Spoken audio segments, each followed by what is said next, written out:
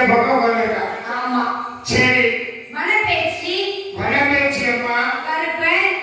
கருப்பன். இசக்கி அம்மா. ஓ இசக்கி தொட்டில பிள்ளைக்காரி இசக்கி. ஆமா. சரி. விநாயக பெருமான். விநாயக பெருமான் அங்க உட்கார்ந்திருக்காரு. ஆமா. அடுத்த வைரவசாமி உள்ள உட்கார்ந்திருக்காரு. ஆமா. ராமன். ஹரிராமச்சந்திர கோவர் இங்க இருக்காரோ. சரி சரி சரி. அடுத்த யாரு? வைரவசாமி. சரி. நம்ம ஐயா நாராயண சுவாமி. ஓ ஹரிராமச்சந்திரமூர்த்தி. ஆமா. சரி. சீதையடி.